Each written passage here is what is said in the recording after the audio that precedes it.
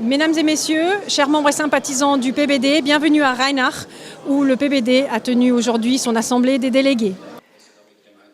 Le discours de Martin Landolt, président du PBD, était très attendu, tant des délégués que des journalistes. Une fois de plus, il a été très clair concernant les prises de position dangereuses des stratèges de l'UDC d'une part et la politique européenne d'autre part. L'Europe est tout autour de nous, et nous tous, au cœur de l'Europe, devrions nous isoler. Mesdames et messieurs, si la voie bilatérale comme option de relation à l'Europe tombe, il ne restera plus que l'isolation ou l'adhésion à l'UE. Et alors, ce ne sera qu'une question du temps pour que l'isolation soit tellement douloureuse que nous serons nombreux à poser la question si une adhésion à l'UE n'est pas le moindre mal. Initiative sur l'or, initiative sur la fiscalité successorale ou encore sur le remplacement de la TVA par une taxe sur l'énergie, autant de thèmes importants sur lesquels les délégués ont pris les consignes de vote. La conseillère fédérale, Evelyn Widmer-Schlumpf, a présenté dans son discours les arguments pour et contre l'initiative des Verts libéraux sur le remplacement de la TVA par une taxe sur l'énergie. La consigne du non a été prise à l'unanimité. Alors tout simplement parce que la TVA est le premier impôt en Suisse, c'est celui qui rapporte le plus d'impôts. Et la nouvelle taxe que proposent les Verts libéraux, qu'ils avaient proposé ça pour les élections fédérales, c'était leur outil marketing, propose de faire une taxe qui ne sera non pérenne puisque notre société tend à consommer de moins en moins et de produire de plus en plus local.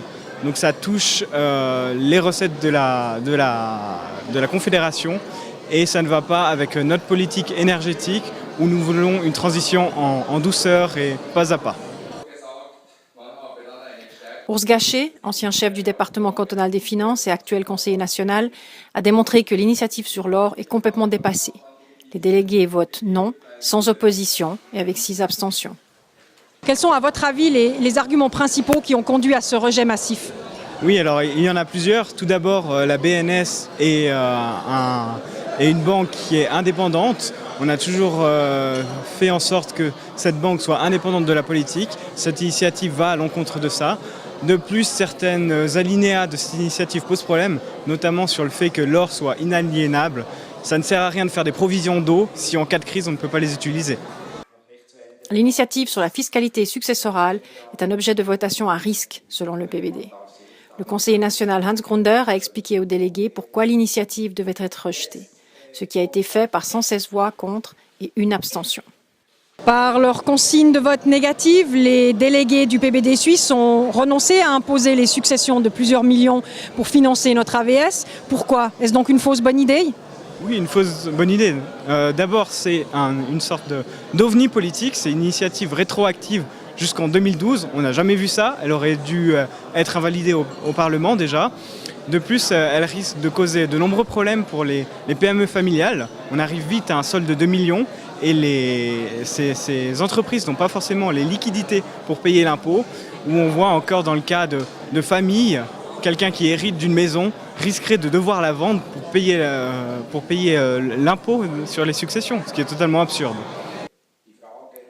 En Suisse alémanique, le français précoce est devenu objet de débats passionnés. Le député au Parlement cantonal de Bâle-Campagne, Marc Burgui, a pris position de manière tranchée et a plaidé pour que la première langue étrangère au niveau primaire soit une langue nationale. Lors de cette assemblée des délégués, nous avons vécu des moments très émotionnels aussi. Nous avons pris congé de Hans-Jörg Traxel et d'Ursula Haller. Quelques impressions pour vous.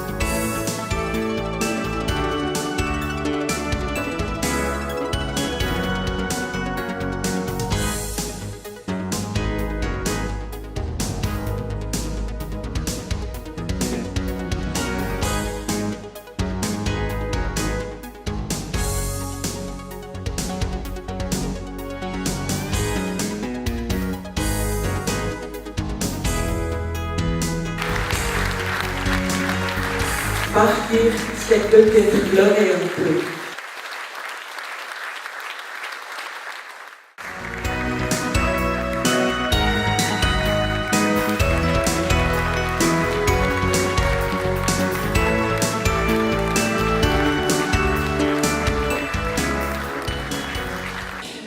Mesdames et messieurs, cette assemblée des délégués touche à sa fin.